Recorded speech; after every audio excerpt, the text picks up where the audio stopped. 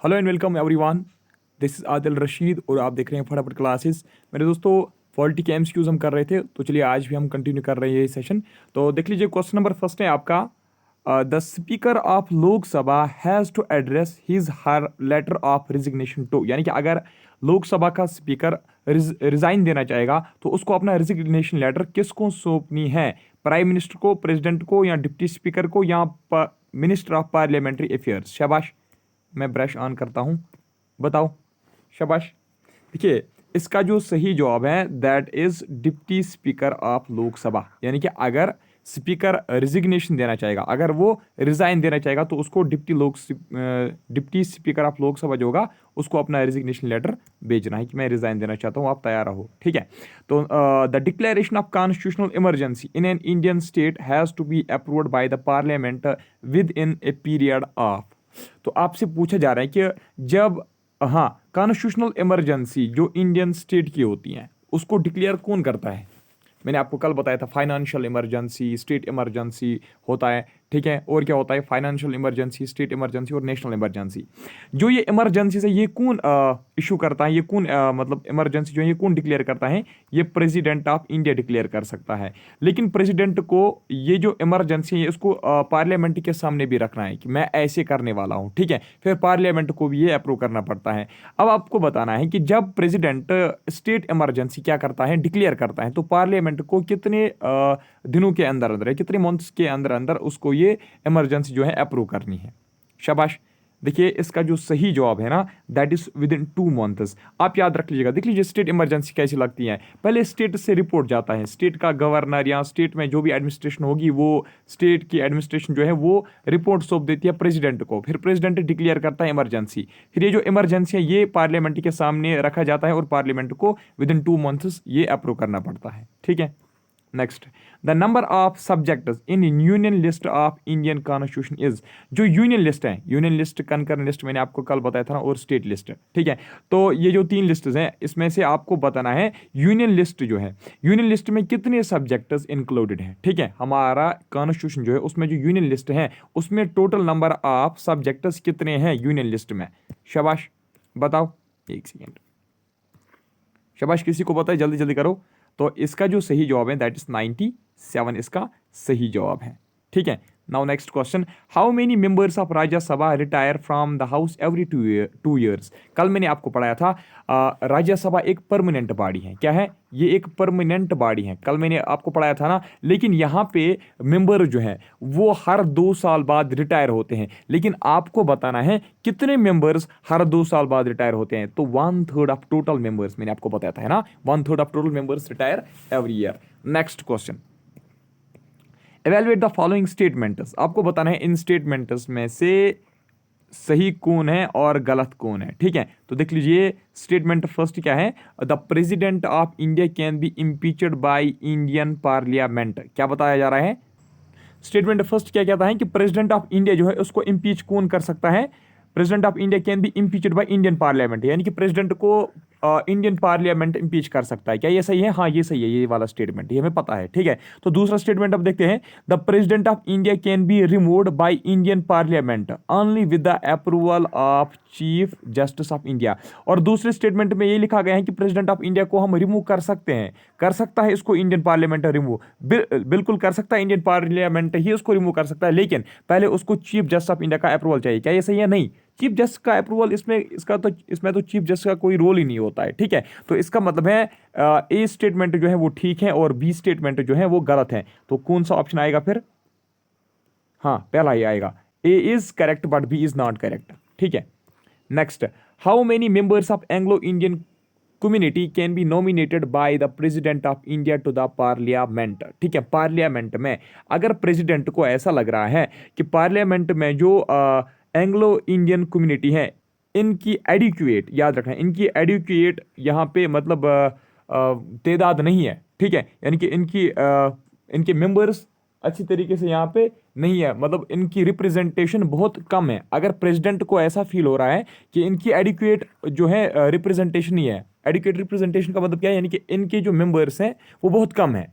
ठीक है, अगर प्रेसिडेंट ऐसा फील कर रहा है तो वो नॉमिनेट कर सकता है एंग्लो इंडियन कम्युनिटी से। ठीक है, एंग्लो इंडियन कम्युनिटी से वो कुछ मेंबर्स को नॉमिनेट कर सकता है पार्लियामेंट में। ठीक है, वो कुछ मेंबर्स नॉमिनेट कर सकता है लोकसभा में। आपको बताना है कि कितने मेंबर्स वो नॉमिनेट कर सकता है, यानी कि प्रेसिडेंट ऑफ इंडिया पार्लियामेंट में कितने मेंबर्स एंग्लो इंडियन कम्युनिटी से नॉमिनेट कर सकता है। 1 2 3 या 1 2 5 या 8। 8 है ना 8 इसका सही जवाब है। सही है, 8 इसका सही जवाब है क्या? नहीं, इसका जो सही जवाब है दैट इज 2। वो सिर्फ 2 ही मेंबर्स को क्या कर सकता है? नॉमिनेट कर सकता है। चलिए next, who can initiate impeachment of president. जो इंपीचमेंट ऑफ प्रेसिडेंट है यानी कि प्रेसिडेंट को रिमूव करने के लिए जो प्रोसेस है जिसको हम बोलते हैं इंपीचमेंट प्रोसेस ऑफ प्रेसिडेंट, तो ये जो इंपीचमेंट प्रोसेस है इसको कौन स्टार्ट कर सकता है?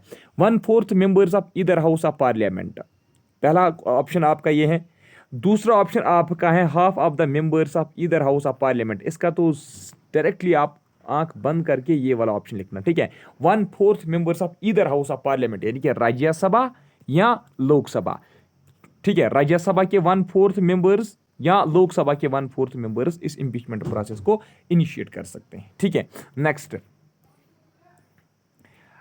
If the Anglo Indian community does not get adequate representation. अभी जो मैं आपको बोल रहा था, लोकसभा में अगर एंग्लो इंडियन कम्युनिटी में एडुकेट रिप्रेजेंटेशन नहीं होगी तो दो मेंबर्स इस कम्युनिटी से, 2 मेंबर्स इस एंग्लो इंडियन कम्युनिटी से फिर नॉमिनेट किए जाते हैं। लेकिन उनको कौन नॉमिनेट करता है ये आपको बताना है। अभी हम ऊपर पढ़ रहे थे कि प्रेसिडेंट ही उसको नॉमिनेट कर सकता है। ठीक है, 2 मेंबर्स को नॉमिनेट कर सकता है। ये एसएससी में पूछा गया था, ग्रेजुएट लेवल एग्जाम में 2011 में।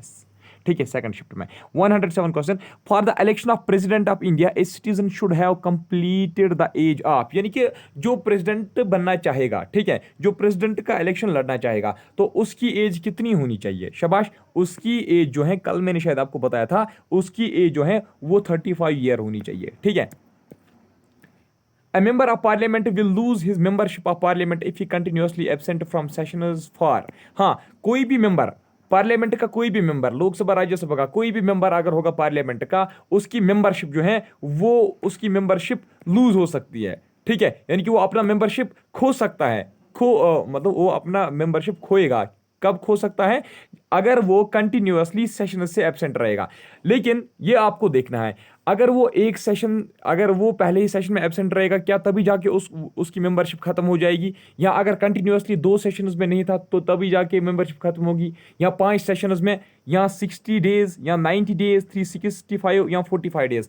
आपको बताना है कि अगर कंटिन्यूअसली एक पार्लियामेंट्री मेंबर अगर कंटिन्यूअसली सेशंस को एब्सेंट करेगा, ठीक है, तो वो मेंबरशिप क्या खो देगा। लेकिन आपको बताना है कि कितने दिनों के लिए अगर वो कंटिन्यूअसली एब्सेंट रहेगा फिर वो मेंबरशिप खो सकता है। तो कितना? शाबाश, 45, 60, 90 या 365 डेज। इसका जो सही जवाब है वो है 2 मंथ्स, दैट इज 60 डेज। ठीक है, 6 डेज आप याद रखना। Next, in India the residuary powers are vested in. Residuary powers आपको पता नहीं क्या होते हैं? रेजिड्यूरी पावर्स होते हैं कुछ स्पेशल पावर्स। आप कंफ्यूज मत होंगे, ये रेजिड्यूरी पावर्स कौन से पावर्स होते हैं? रेजिड्यूरी पावर्स कुछ स्पेशल पावर्स होते हैं। ठीक है, जो कॉन्स्टिट्यूशन ने ग्रांट किए, किसको? यूनियन गवर्नमेंट को। ठीक है, जो यूनियन गवर्नमेंट को कॉन्स्टिट्यूशन देती है, स्पेशल पावर्स हैं ये कुछ। ठीक है, तो इनका इस्तेमाल कंटिन्यूअसली भी नहीं किया जाता है। तो in India the residuary powers are vested in. तो इंडिया में, भारत में रेजिड्यूरी पावर्स किसको दिए गए हैं? कॉन्स्टिट्यूशन ने रेजिड्यूरी पावर्स किसको दिए हैं? यूनियन गवर्नमेंट को। मैंने तो आपको पहले ही बताया कि यूनियन गवर्नमेंट को ये स्पेशल पावर्स दी हैं कि हमारी कॉन्स्टिट्यूशन ऑफ इंडिया ने। Next, Rajya Sabha being a permanent house, ये तो हमें पता है, अभी हम पढ़ के आए, ऊपर ही अभी हम पढ़ के आए, तो एक 1/3 जो है of its members retire every 2 years, ये भी हमने ऊपर ही पढ़ा। ठीक है, next, the president of India can nominate how many members from Anglo Indian community to the Lok Sabha. कितने मेंबर्स? अभी हमने ऊपर देखा, कितने मेंबर्स वो नॉमिनेट कर सकता है? 2 मेंबर्स को। ठीक है, next, a joint sitting of the 2 houses of Indian Parliament is presided over by। 2 questions आपसे पूछे जाते हैं।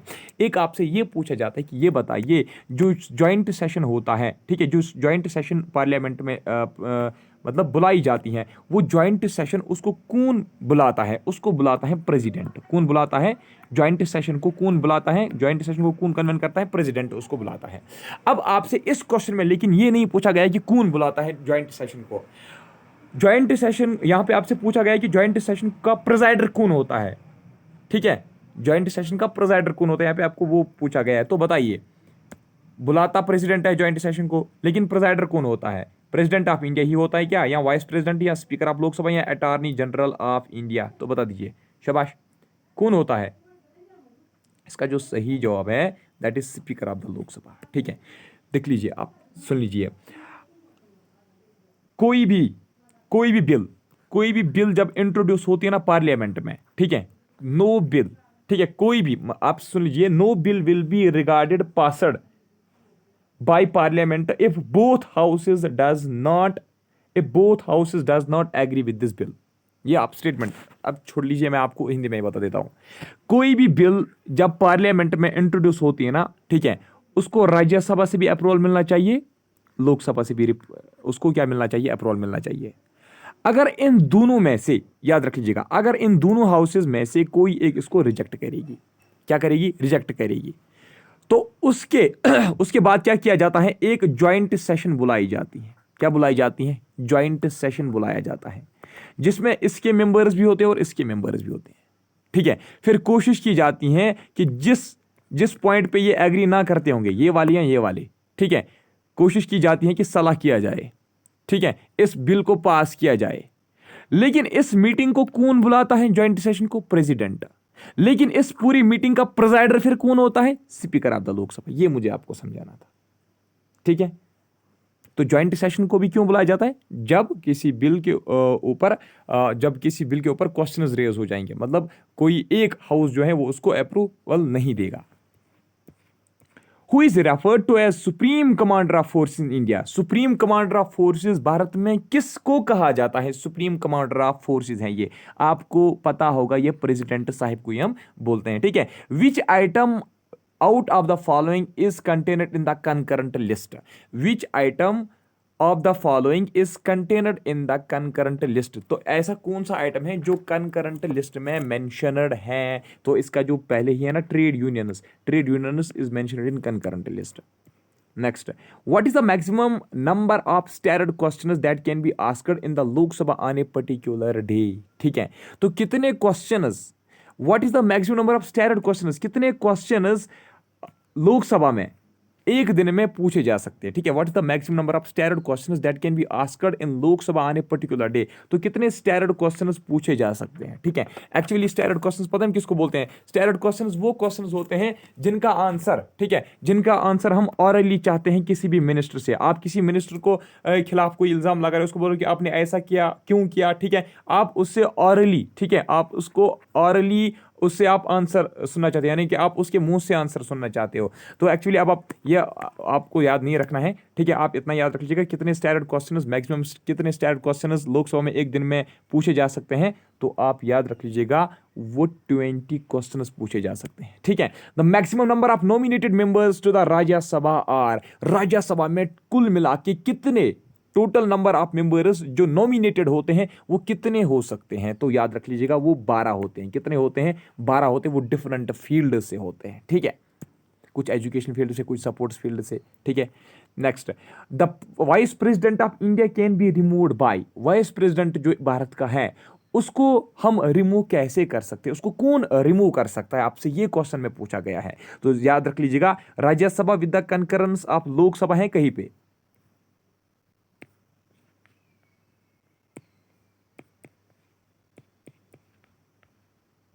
हाँ है ना, ठीक है। Lok Sabha with concurrence, Rajya Sabha with concurrence of Lok Sabha, ये क्या कर सकते हैं? ये किसको रिमूव कर सकते हैं? वाइस प्रेसिडेंट ऑफ इंडिया को।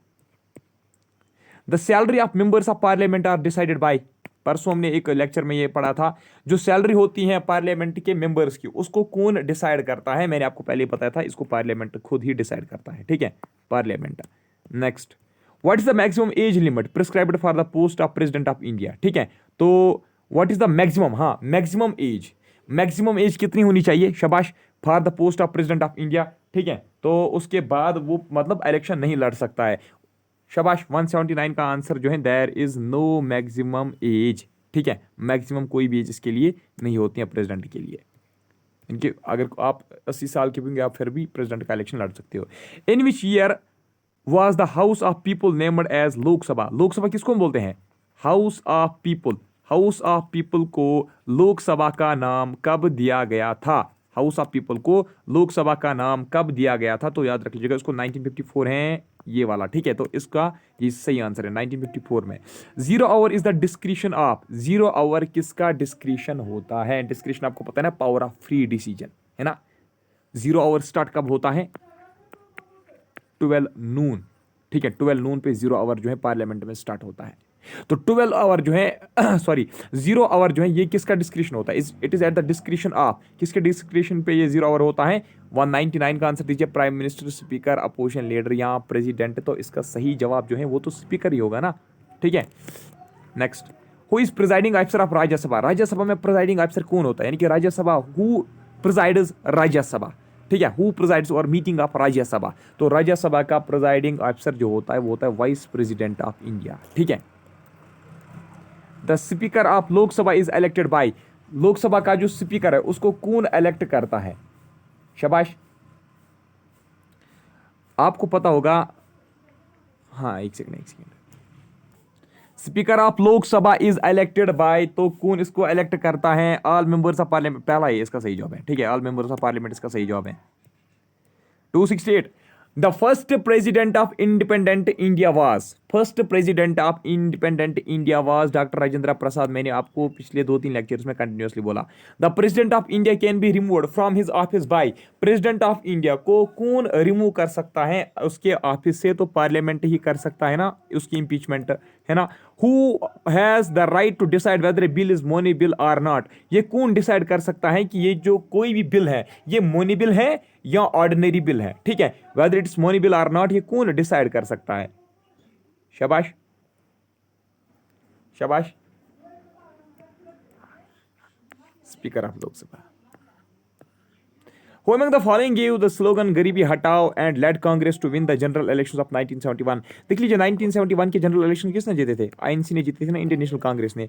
लेकिन उस टाइम पे इस 1971 के इलेक्शन कैंपेन में एक नारा दिया गया था, दैट इज गरीबी हटाओ, यानी कि रिमूव पॉवर्टी। आपसे रिमूव पॉवर्टी भी पूछा जा सकता है गरीबी हटाओ के बदले, ठीक है। रिमूव पॉवर्टी लिखा होगा किसमें? क्वेश्चन में। तो किसने दिया था ये नारा, गरीबी हटाओ या रिमूव पॉवर्टी, 1971 के इलेक्शन में? शाबाश, कि इंडियन नेशनल कांग्रेस, मैंने आपको पहले बोला इंडियन नेशनल कांग्रेस का एक बंदा था, ठीक है। बोलो कौन था? इंदिरा गांधी है, ठीक है। थक गया मैं। The term of office of vice president of India is, यानी कि वाइस प्रेसिडेंट की जो टर्म होती है वो कितने साल की होती है? वो सिर्फ 5 साल की ही होती हैं, याद रख लीजिएगा, ठीक है। Next, which of the following articles of Indian constitution include the procedure for impeachment of president? हाँ, which article deals with the impeachment of president, which article deals with the removal of president, ठीक है। तो ऐसा कौन सा article है जो deal करता है with the impeachment, with the removal of president, ठीक है। ये है ना क्वेश्चन। हाँ, देखिए इसका जो सही जवाब है आर्टिकल 59, आर्टिकल 71, इसका जो सही जवाब है दैट इज आर्टिकल 61, ठीक है। आर्टिकल 61 इसका सही जवाब है, कोई क्वेश्चन मत छूटा हमें। आर्टिकल 61 इसका है, ठीक है। अच्छा, अब क्या है? Who among the following was the first finance minister of independent India, ठीक है। First finance minister of independent India, आपको पता है ना, इंटीरियम गवर्नमेंट बनाई गई थी 1946 में, ठीक है। तो उसमें पहला जो फाइनेंस मिनिस्टर था इंडिपेंडेंट इंडिया की, जो इंटीरियम गवर्नमेंट थी, उसमें जो पहला फाइनेंस मिनिस्टर था वो कौन था? आपसे पूछा गया है, तो बताइए। शाबाश, कौन था? एक सेकेंड, मुझे भी आप ढूंढने दीजिए। इसका जो सही जवाब है ना वो है आर के शनमुखन शेट्टी, ठीक है। आर के शनमुखन शेट्टी, ये इंडिपेंडेंट इंडिया का फाइनेंस मिनिस्टर था, ठीक है। इंडिपेंडेंट इंडिया का क्या था? ये फाइनेंस मिनिस्टर था, पहला फाइनेंस मिनिस्टर। लेकिन आपको पता है, मैं आपको इंटीरियम गवर्नमेंट का बता रहा था ना, यहाँ पे इंटीरियम गवर्नमेंट नहीं लिखा गया है, ठीक है। यहाँ पे इंटीरियम गवर्नमेंट नहीं लिखा गया है। अगर आपके क्वेश्चन में ये लिखा होगा ना कि इंटीरियम गवर्नमेंट का फाइनेंस मिनिस्टर कौन था, तो वो था लियाकत अली खान। कौन था? लियाकत अली खान। लियाकत अली खान आपको पता है ये मुस्लिम लीग का एक मेंबर था, मुस्लिम लीग का एक मेंबर था। फिर जब पाकिस्तान ने अपने सारे मेंबर्स रिमूव किए तो फिर इसको भी रिमूव किया, तो आर के शनमुखन शेट्टी जो है ये became the first finance minister of independent India. Actually पहले इंटीरियम, याद रखना, इंटीरियम गवर्नमेंट का पहला फाइनेंस मिनिस्टर लियाकत अली खान को ही चुना गया था। Appointments for all India services are made by, appointment for all India service are made by UPSC क्या नहीं, president. The speaker of Lok Sabha addresses his letter of resignation to, speaker of Lok Sabha अपना resignation letter किसको देता है, अभी हम ऊपर पढ़ के आए, डिप्टी स्पीकर ऑफ लोकसभा को देता है ना। The chairman of public accounts committee, public accounts committee जो होती है ना, पार्लियामेंट में एक कमिटी होती है जिसको बोलते हैं पब्लिक अकाउंट्स कमिटी, उसका चेयरमैन जो है उसको अपॉइंट कौन करता है, जो पब्लिक अकाउंट्स कमेटी होती है पार्लियामेंट की, ठीक है, उसका जो चेयरमैन है उसको अपॉइंट कौन करता है, स्पीकर ऑफ लोकसभा उसको भी करता है, याद रख लीजिएगा, ठीक है।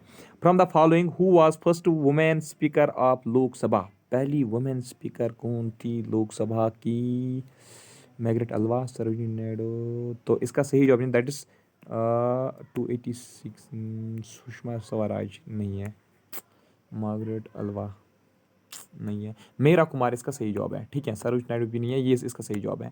Next, who among the following was first politician to become a chief minister of a state and prime minister of India, तो ऐसा कौन सा पॉलिटिशियन था, पहला ऐसा कौन सा पॉलिटिशियन था जो पहले स्टेट का चीफ मिनिस्टर बना और उसके बाद प्राइम मिनिस्टर भी बना, तो पहला ऐसा कौन सा पॉलिटिशियन था, आपको बताना पहला ऐसा कौन सा पॉलिटिशियन था, तो याद रख लीजिएगा इसका जो सही जवाब है ना दैट इज चरण सिंह, ठीक है, चरण सिंह पहला ऐसा था जो क्या बना, पहले सीएम उसके बाद पीएम बना, और नरेंद्र मोदी जी जो भी हैं ये भी पहले सीएम थे और उसके बाद पीएम बने। The members of Rajya Sabha are elected by, members जो होते हैं राज्यसभा के उनको कौन इलेक्ट करता है, ठीक है, कौन करता है इलेक्ट इनको, शाबाश, लेजिस्लेटिव, तो इसका जो सही जवाब है इसका यही है, ठीक है, elected members of legislative assembly इसका सही जवाब है। Who appoints and dismisses the gazetted officials of union government, union government में जो गेस्टेड ऑफिसर्स होते हैं ना उनको उनको अपॉइंट और डिसमिस कौन करता है, यूनियन गवर्नमेंट में जो क्या होते हैं गेस्टेड ऑफिसर्स होते हैं, ठीक है, यानी कि जो बड़े बड़े ऑफिसर्स होते हैं तो उनको कौन अपॉइंट कर सकता है और डिसमिस कर सकता है, तो उनको प्रेसिडेंट ही करेगा ना, ठीक है, याद रख लीजिएगा। Next, if the name of a tribe has to be excluded from the list of scheduler tribe, हाँ देख लीजिए एसटी जो है ना, एसटी कैटेगरी जो होती हैं, अगर शेड्यूलर ट्राइब में से, शेड्यूलर ट्राइब में बहुत सारे ट्राइब्स आते हैं, तो अगर शेड्यूलर ट्राइब में इसके लिस्ट से कोई भी एक ट्राइब हमें रिमूव करनी होगी, ठीक है, तो उसको कौन रिमूव कर सकता है, शाबाश, उसको कौन एक्सक्लूड कर सकता है, शाबाश, प्रेसिडेंट, पार्लियामेंट, या उसको याद रखिए उसको पार्लियामेंट कर सकता है, ठीक है। According to the Indian constitution who has power to declare emergency, Indian constitution के हिसाब से ये इंडियन कॉन्स्टिट्यूशन ने किसको ये पावर दिया कि आप इमरजेंसी जो है आप डिक्लेयर कर सकते हो, अरे यार मैं तो थक गया आपको ये बोलते बोलते, तो प्रेसिडेंट में ही है ना। Who decides disputes regarding disqualification of members of parliament, ठीक है, तो ये कौन डिसाइड कर सकता है, ठीक है, जो डिस्प्यूट होगा किसके related, disqualification of members of parliament, यानी कि मेंबर ऑफ पार्लियामेंट को किस बुनियाद पे हम क्या करेंगे, शाबाश, डिस्क्वालीफाई करेंगे, ठीक है, तो ये कौन डिसाइड करता है, शाबाश, ये भी नहीं है, ये भी नहीं है, तो president in consultation with election commission, हाँ प्रेसिडेंट ही करेगा लेकिन उसको पहले कंसल्टेशन लेनी पड़ती है इलेक्शन कमीशन ऑफ इंडिया से। The speaker of Lok Sabha can be removed from his office by, speaker of Lok Sabha जो उसको कौन ऑफिस से रिमूव कर सकता है, रेजोल्यूशन पास्ड बाय लोकसभा, हाँ। The president of India is, president of India is, देख लीजिए हमें देखना है इसका सही जवाब क्या है, हेड ऑफ द स्टेट है क्या, हाँ, हेड ऑफ द गवर्नमेंट है क्या, नहीं है, ठीक है, और उसके बाद क्या है, head of the state and government नहीं है, हेड ऑफ द पार्लियामेंट नहीं है, तो इसका मतलब है सही जवाब इसका क्या है, head of the state, option first ही इसका सही जवाब है, ठीक है। कलर चेंज करता हूं, करो ऐश, चलो देखिए next question, president of India can be removed from his office by, president of India को कौन रिमूव कर सकता है, आपसे कितनी बार बोला, पार्लियामेंट ही कर सकता है। Next, governor of a state has no power to, governor जो होता है ना स्टेट का उसके पास कौन सा पावर नहीं होता है, गवर्नर जो होता है उसके पास कौन सा पावर नहीं होता है, प्रोरोग्यू द असेंबली ये होता है, डिसॉल्व द असेंबली ये भी होता है, एडजॉर्न द असेंबली ये उसके पास नहीं होता है, ठीक है। Governor of a state has no power to adjourn the assembly, याद रख लीजिएगा गवर्नर के पास ये पावर नहीं है कि वो किसी भी असेंबली को एडजॉर्न करे, ठीक है। There is no provision in constitution for the impeachment of, हमारे कॉन्स्टिट्यूशन में ऐसा कोई भी प्रोविजन नहीं है जो दिखाएगा कि आप कैसे इम्पीचमेंट करोगे, लेकिन किसकी इम्पीचमेंट के लिए कोई भी प्रोविजन हमारे कॉन्स्टिट्यूशन में नहीं है। प्रेसिडेंट की इम्पीचमेंट के लिए हमारे कॉन्स्टिट्यूशन में प्रोविजन हैं, लेकिन ऐसा कौन सा पद है, ऐसा कौन सा पोस्ट है, ऐसी कौन सी पोजीशन है जिसके लिए कॉन्स्टिट्यूशन ने भी कोई भी प्रोविजन इम्पीचमेंट के लिए नहीं दिया हुआ है। तो यहाँ पे ये दो वाले नहीं है, तो गवर्नर जो है ना, गवर्नर साहब की इम्पीचमेंट के लिए कोई भी प्रोविजन नहीं है हमारे कॉन्स्टिट्यूशन में, ठीक है।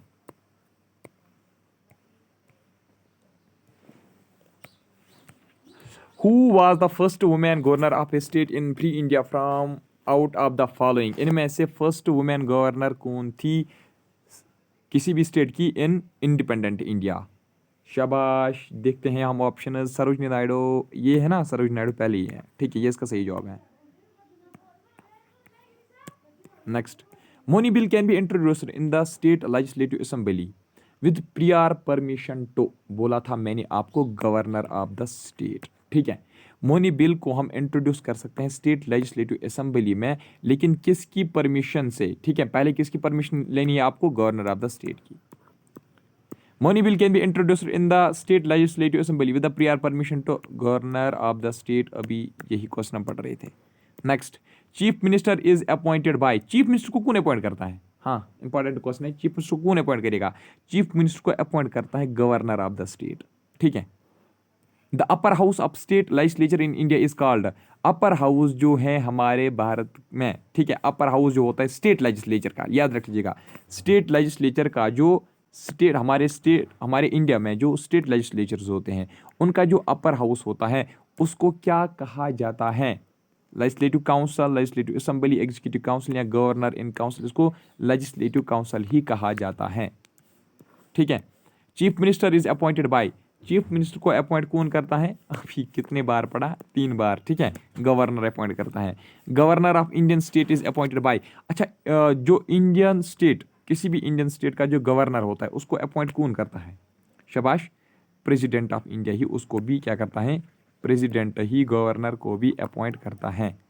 Next, the oath of office is administered to the governor by the, देख लीजिए, जो स्टेट का गवर्नर होता है ना, जो गवर्नर होता है उसको किसके सामने ऑथ लेनी पड़ती है, ठीक है, उसको किसके सामने ऑथ लेनी पड़ती हैं? याद रखिएगा, जो उसी स्टेट का जो हाई कोर्ट होगा ना, उसी स्टेट के हाई कोर्ट का जो चीफ जस्टिस होगा, ठीक है, chief justice of the high court of the same state in which this governor is appointed, उसी चीफ जस्टिस के सामने उसको क्या करना पड़ेगा? ऑथ लेनी पड़ेगी। अब अगर चीफ जस्टिस वहां पे नहीं होगा ना, तो याद रख लीजिएगा, अगर वहां पे चीफ जस्टिस खुद नहीं होगा तो वहां पे सीनियर मोस्ट जज जो होगा ना इसी स्टेट के हाई कोर्ट का, सीनियर मोस्ट जज, तो सीनियर मोस्ट जज के सामने फिर वो ऑथ लेता है। तो आज हम इतना ही करेंगे, ठीक है। चलिए, आज की इस वीडियो में इतना ही। कमेंट में ज़रूर बता दीजिएगा आपको आज का वीडियो कैसा लगा। मिलता हूँ आपसे नेक्स्ट वीडियो में, तब तक के लिए bye bye, take care, thank you very much.